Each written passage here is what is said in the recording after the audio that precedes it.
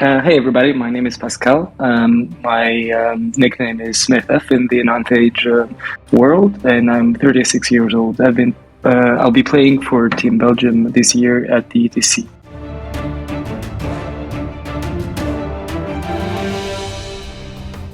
So the story of me playing war games starts with the first edition of HeroQuest back in the early 90s, and I was hooked since that point. So I played Warhammer Fantasy Battles for the better part of my teen years, and then in my early 20s. And then when finally Fantasy Battles imploded, I moved on to the Ninth Age, which is a logical continuation of the war game.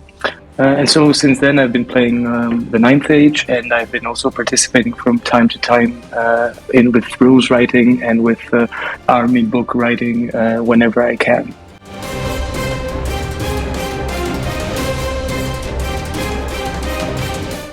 My favorite aspect of the game has to be movement and charging. I think that the game is one lost in this phase, and it's the one that gives the most variety to games, as opposed, for example, to simpler war games that you can find, or even chess. Chess is very complex, but I think that Ninth Age, the amount of finesse you can bring into the movement phase is what attracts me most, and especially all the complicated charges with the overruns and trying to figure out how to best align your units so that you can get the most out of their combat potential in my second favorite phase of the game, which is combat.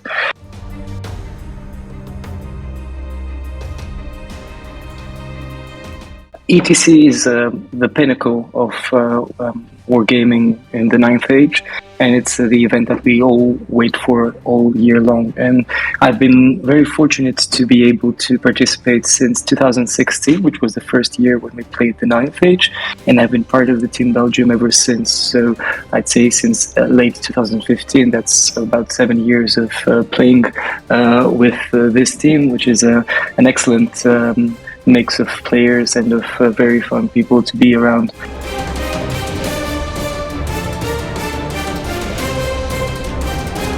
In this year's ETC, we are following a couple of years of pause, but prior to that, we, as Team Belgium, managed to every time do better and better in the various ETCs, with the top being in 2018 reaching the 4th place. So this has established the Team Belgium as one of the slightly big players in the Ninth Age, and a team to be reckoned with. And I hope that for this year we can maintain this reputation of being good players, a good team, but also a very fair and fun team to be around. So in terms of what I would like and what I hope that we can achieve in this ETC as a team, I'd say that being in the top 10, and why not going for a podium finish if we get lucky and we get the luck of the draw.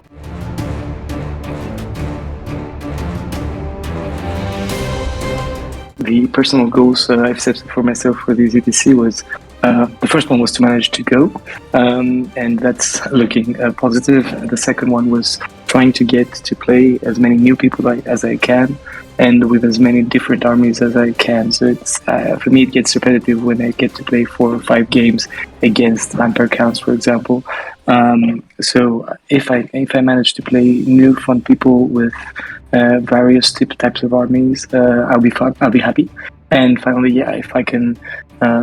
If I can maintain the estimation so that I don't drag down the team with me when I crash and burn, I would be very happy.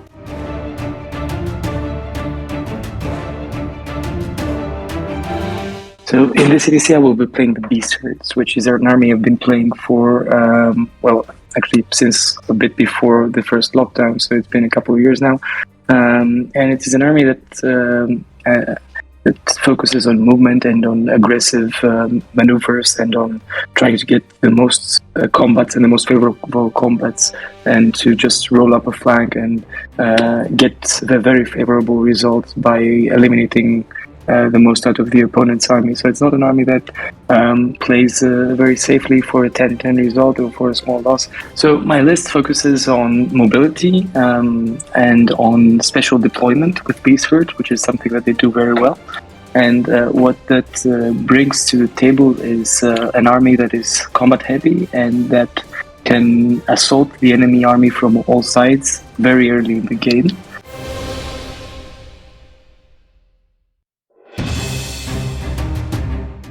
So the role of the Beastfords in this year's team is that of a point getter, an army that can be paired into the right matchup and that can push the advantage to get quick and efficient results, which helps a lot. And when another 7 people are playing at the same time and need to know how games are going. So with Beastfords, very quickly you know if the game is going well or not.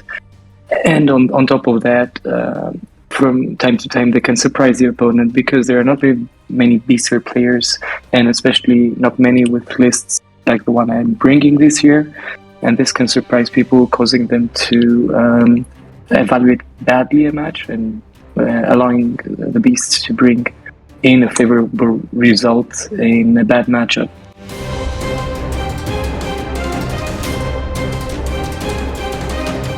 So I've been using Beastfords for the past close to 2 years, more intensely in the previous year when I played a similar army, and I think I managed to play more than 50 games overall in a high level, hyper-competitive level.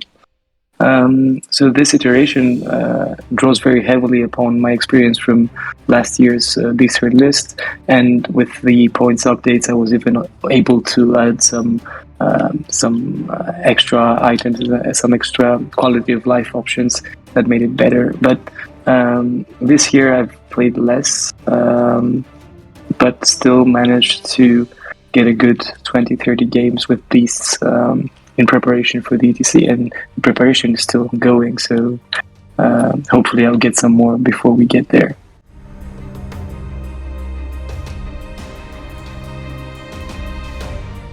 So yeah, as a last message to our Belgian community, first of all, it's great to have one. Because Belgium is one of the countries that has the quite active community that's quite mobile and goes to tournaments, and we get to play a lot with each other, know each other, and get to evolve together as generals, as war gamers. So that's great. I think that others have pointed out that Team Belgium is an open project that welcomes everyone that wants to participate and to learn more about the game. And I think that for me, the key elements to this is participate and to also debrief your games with opponents. Everyone is always in the Team of Belgium always takes the time to discuss mistakes, to discuss other options, and that's the way forward to becoming a better player. And that's what we do in our trainings time and time again. We have a rule that says we do not blame dice and we do not blame lists, and because that's the way to learn more about the game, to just try and evaluate what the best option would have been in a given situation, given your list and given your dice.